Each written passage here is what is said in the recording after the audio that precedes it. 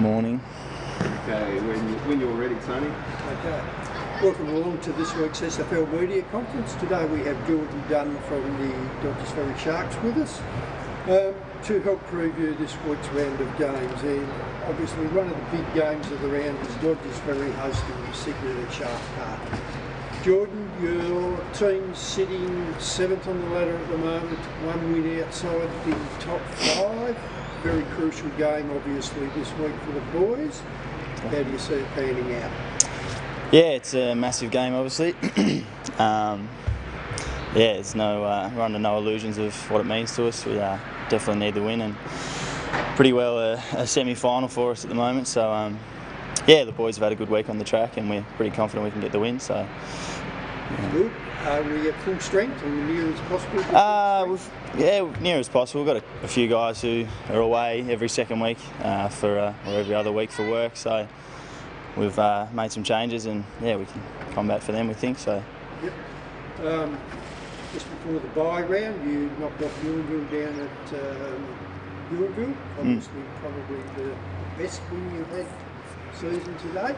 Yeah, that was a big confidence booster for us, I think. We've definitely showed glimpses of what we can do during the year. Unfortunately, we just haven't put 4 quarters together, which is a bit frustrating. And I think we're still yet to do that, but Newville was probably as close as we've come to doing that. So that was a huge step forward for us to know that we can play some good footy and we can beat some top sides. So we've just got to continue that 4-quarter effort was the main thing.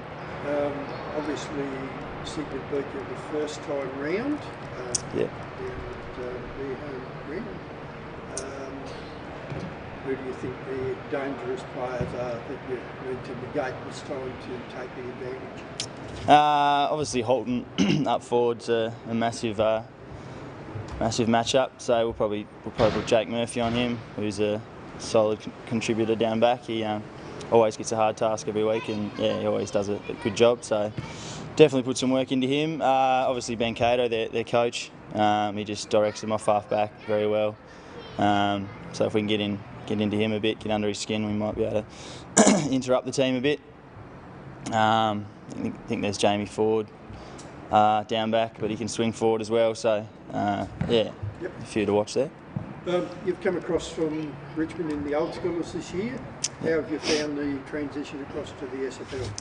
Yeah, it's been quite smooth. Obviously, I was talking before, I know a few of the Dodgers boys from underage, so they've welcomed me into the club, which has been nice. It's been a bit different this year for me. I've had a bit more of a leadership role, which I've embraced, and it's been a fair bit of a challenge. But I've enjoyed it so far. And, obviously, haven't had as many wins this year, which is something a bit different, but it's hopefully we've got a good core group of players, so if we can keep them together for a few years, should be in a good stead. Variety of competitions, having 9. Yeah, it's always nice to not play the same team every second week kind of thing, but it's nice to kind of travel to different ovals. It's been good. You've been selected in the SFL training squad for the upcoming rep game. Looking forward to that challenge? Yeah, it's a bit of an honour to be selected in that. So it should be good to get out there and play against a good side and play with a lot of quality players. So Yep. We'll just get your thoughts on a couple of other key games this weekend. Hobart versus New Norfolk. How do you see that game going? Where is it? Is it Boyer? TCA. The TCA. It probably helps Hobart a little bit. Look, I think that's going to be a tough game. If Marcus Parker's playing, and I think Hobart might have their hands full with him. So I think if he can kick a few goals, I think they might just get over the line. They've been playing pretty well of late. So They've been a big improver of recent times. And the other big game this weekend is obviously second against third. Newville Lions taking on Cleveland at home. Both teams are probably, and they'll admit it themselves, out of form at the moment, I guess. Claremont have had a few losses. I think they've got a few personnel down, but it's another tough game. I think Claremont will bounce back if they had to pick a winner. But, Obviously, you've got to come up against some of those better teams in your run home. Yeah. You haven't played Claremont yet, or Norfolk or Newville, so you've got a real challenge in front of you to win those games and challenge for that top 5.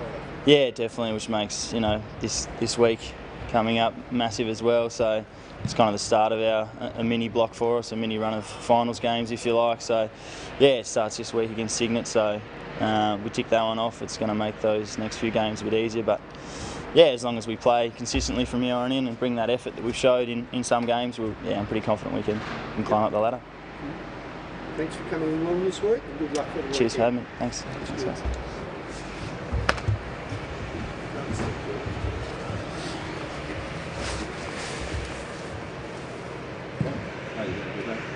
Morning, Nathan. We have Nathan Duggan here from the Cygnet Club.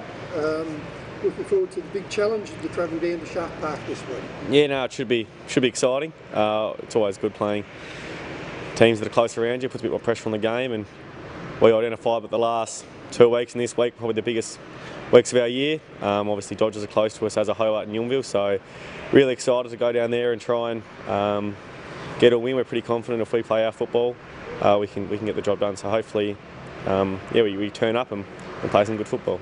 How's been viewed the season to date? You're sitting 4th on the ladder, Yep. and still a potential good challenge for top 3.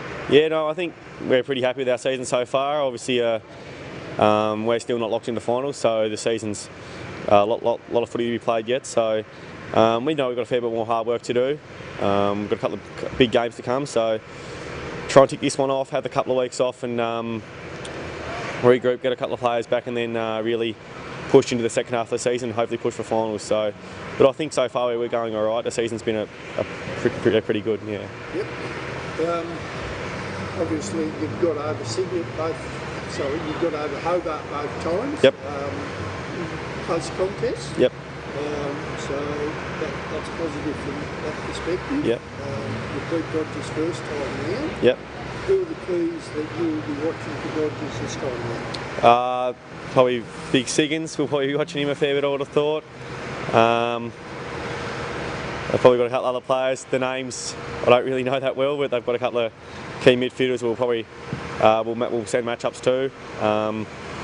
So if we can nullify those players and we back our players to win the ball from there. If we just nullify their key players, we've got about 5 or 6 real good players. So if we can slow them down, slow their run, then we give ourselves a really good chance of winning. So yeah. Traditionally, how has Sydney fared at Shark Park? Oh, it's always tough going down there. It's a fair old drive and whatnot. So we know they're going to be very good on their home deck, and we'll have to play some of our best footy to knock them off down there. So it's going to be a good challenge, but that's what I like about football. It's one away, one at home. So yeah, that's right. I noticed you've got your knee strapped up. Yeah.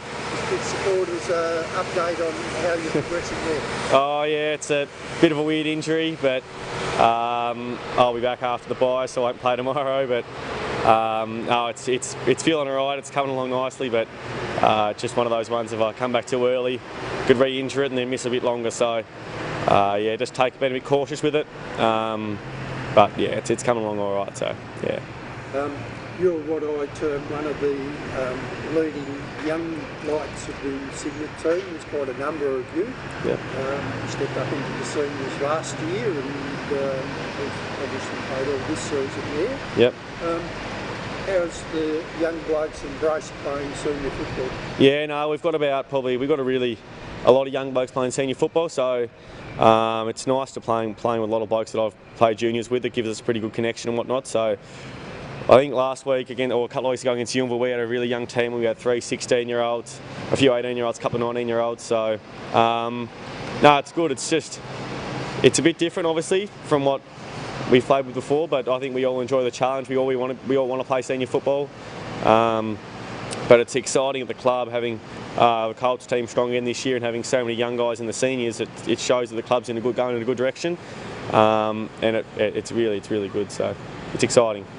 I think it's exciting for the whole league. There's a number of young players across every club. Yeah, that's right. Getting that opportunity to play senior football, but also doing well. Yeah. Just get your thoughts on a couple of the other games this weekend, because they're all crucial games. Yeah.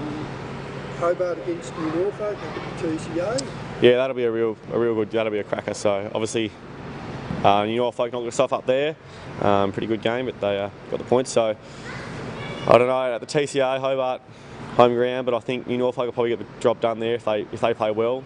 But obviously, whoever shows up on the day at the moment, the way the competition is with 7 teams, all pretty even. Everyone can win on their day, so whoever turns up, that's a win, I suppose. Yeah. Yep.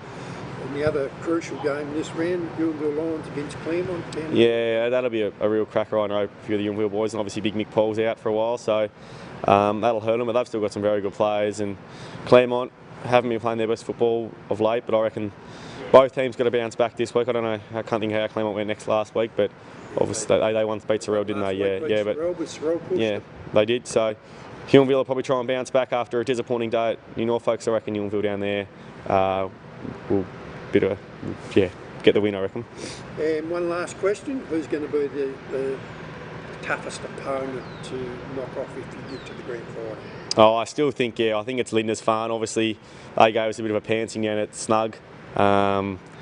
They gave us a bit of a lesson. So, really looking forward to about 3 or 4 weeks, or maybe a bit longer than when we play them again, to try and probably, I think, get the benchmark.